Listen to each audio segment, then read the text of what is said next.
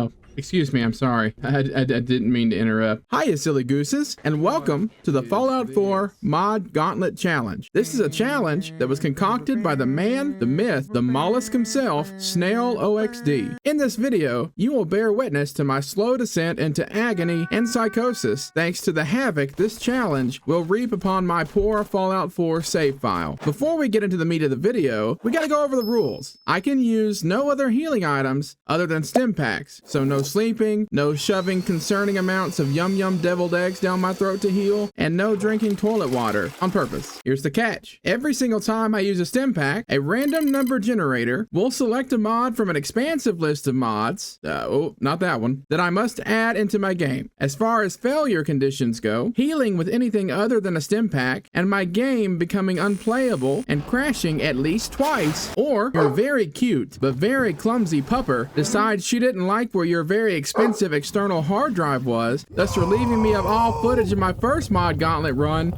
Sorry. If you don't mind, would you consider liking this video and subscribing to the channel? My hope is to make it to 100 subs and add more silly gooses to the chaos. My run through the mod gauntlet started on a very familiar screen, staring at Nate and Nora, as Nora does everything she can to complement Nate's facial features as they disturbingly morph before her eyes. Your eyes. They're one of my favorite things. I'm gonna be honest, I'm scared by how much fun I had in the character creator. Oh yeah.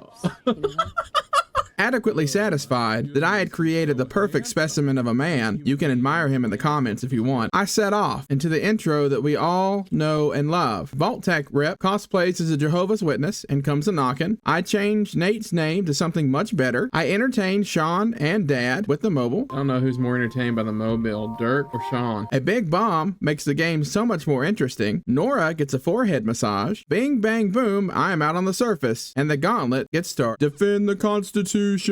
Wait, what? Defend the Constitution. I mean, I'm not one for politics. The ship, you idiot. Oh, you want me to do the USS Constitution side quest? But first, go to the Museum of Freedom. What? Why? Content. So my first of many unforeseen stops on my journey to the USS Constitution was the Museum of Freedom, where, as we all know, if you're familiar with Fallout 4's storyline, Preston Garvey and his not-so-merry band of Minutemen have been surrounded by raiders and need the help of the incredibly handsome Dirk Wigglebottom in order to survive this ordeal. So I got to work thinning out the raider forces, got a cool new hat, and went inside to deal with the other raiders. Inside the museum, I used, well, the first of many Stimpacks. Do not use your Stimpacks. Or what? Take this, you insufferable. As fate would have it, my choice to use a Stimpack in this moment landed me with the first mod in my mod gauntlet run, the Talk Like Arnie mod by Toro Montana. This mod overhauls the player character's voice and replaces it with the soothing, sultry voice of Arnold Schwarzenegger. Come with me if you want to live.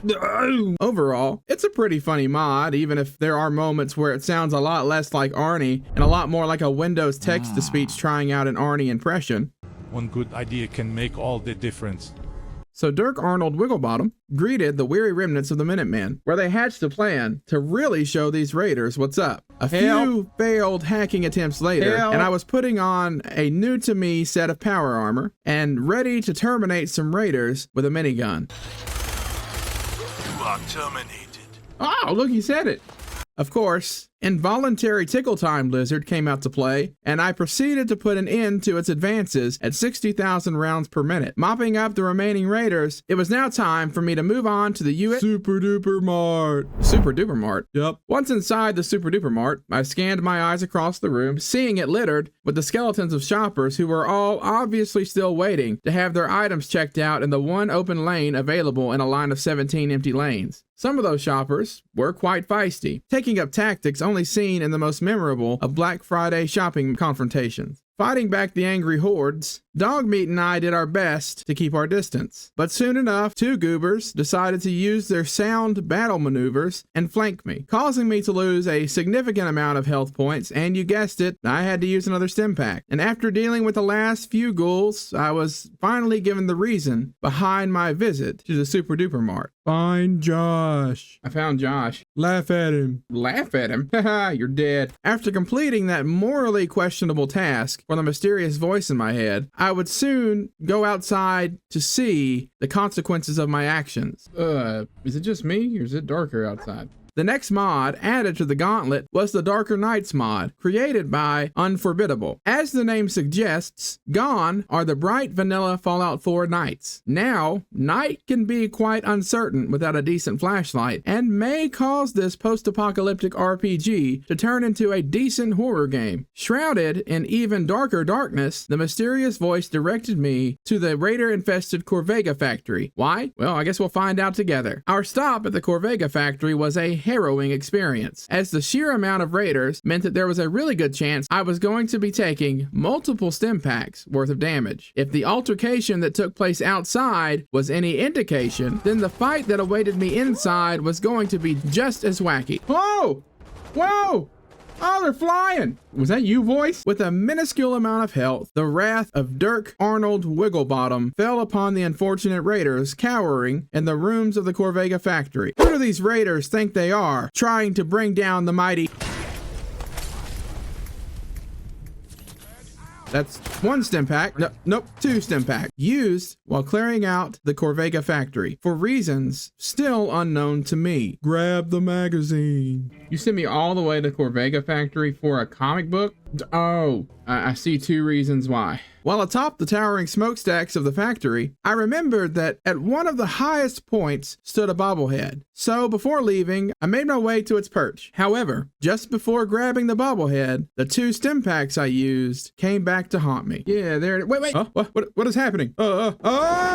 Yeah, so this happened. I did get the bobblehead, but at what cost? The most handsome of faces is gone, flushed down the drain because of a Stimpack. Please leave your condolences in the comment. All jokes aside, the next two mods added to the mod Gauntlet were as follows. The Play as a Toilet, aka the Crappy mod by Featherter, which allows one to live out their secret fantasy of causing wasteland chaos as a toilet on two legs, or two sexy legs, with the right mods. The second mod was the simple Wasteland Camping mod created by Fading Signal that allows you to rest your weary toilet legs anywhere in the Commonwealth. So once I was finished sulking about lost beauty, I found my way to the USS Constitution and proceeded to begin with what is honestly one of my favorite side quests in the game. In the inner decks of the ship, I was stopped by the midshipman, but not before I can make this stinker of a joke. Please afford him all appropriate courtesies. Some might say a courtesy flush. The midshipman, whose processors were utterly confused by the fact that a humanoid toilet was standing in front of it, finally allowed me to go up to the top deck, where I would meet Ironsides, the sentrybot captain of this vessel. Thankfully, my robotic Arnie voice helped me fit right into the crew.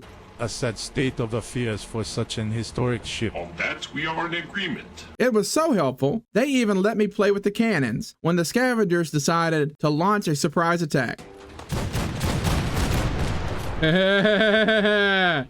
Unfortunately, due to an unfortunate misclick of the side mouse buttons, I got to add another mod to the Gauntlet. This time, it was the Decay Better Ghouls mod created by Thumblestein. This mod overhauls both the audio and the visuals of the ghouls to make them much spookier. After being sent to negotiate with the remaining scavengers, I retrieved a vital component needed to restore the Constitution, the guidance chip. Then came the task of fulfilling a few missions for other members of the ship's crew. I had to do some electric work and go on a shopping trip for the bosun, and Mr. Navigator sent me to find a replacement Poseidon radar transmitter. At first, it seemed like a pretty simple fetch mission, but embarrassingly enough, a legendary bloatfly brought my health down into the danger territory, not once, but twice, meaning I was adding two more mods to the Gauntlet. M's Abominations by, well, M, that features a slew of horrific looking creatures and some whimsical enemies, as well as the Glock 19X mod, complete with a custom weapon model and animation. Loading back into the game, I would end up finding out firsthand how hard the new abominations can be. They also made me use yet another Stimpack in an effort to escape, and I would end up seeking refuge in the National Guard training yard. And it was here that I got to see how grotesque the new Decay ghouls truly were. Like, picture Kenneth Copeland.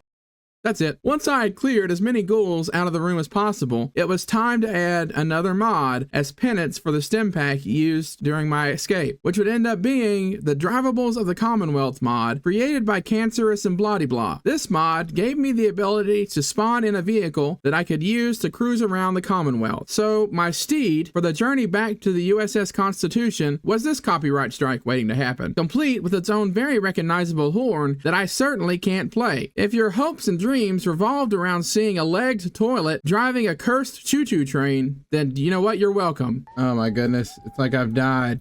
What this actually is my hell. Arriving back at the Constitution, I put the transmitter in its new home, and Ironside sent me on my final quest to receive the turbo pump bearings in the synth-infested halls of Fort Hagen. The synths occupying the fort proved to be a lot stronger than some of the other enemies I had faced, and I was trying incredibly hard not to use Stimpack, so I got to witness this poor toilet meet a brutal end more times than I would like to count. Dang it. However, after many tries and with much patience, I was able to methodically move room to room in order to take out the synths, thankfully only having to use one Stimpack. Anyway, after retrieving the bearings and leaving Fort Hagen, a new mod was installed, the B to Bruh mod by Marky Evansy. It was a simple yet entertaining mod that let me do this. Bruh. Arriving back at the Constitution in another vehicle and playing with my new on-demand ragdoll animation, I installed the turbo pump bearings, defended the Constitution yet again from scavengers, having to use 2 Stimpacks in the process, and installed 2 more mods as punishment. The OMG Do Not Read These mod by 2 Raxon that created some rather interesting new tooltips, and the Bob Ross Happy Little Moon mod created by Nozart that changed the Fallout 4 moon into the beloved artist that would watch over little old toilet me from his place high in the sky. Finally, the time had come for the Constitution to set sail. Pulling the lever, I watched as Ironsides and his band of robots took to the skies, kind of. And with that, my mod Gauntlet run came to an end. If you like what you saw, would you consider hitting that like and subscribe button? And if you didn't like it, well, that's okay too. If you would like to take on this challenge for yourself, I will leave both Snail's collection of mods as well as some of the other mods I added linked in the description. Until next time, remember that you are loved, and see ya, silly gooses. Bruh.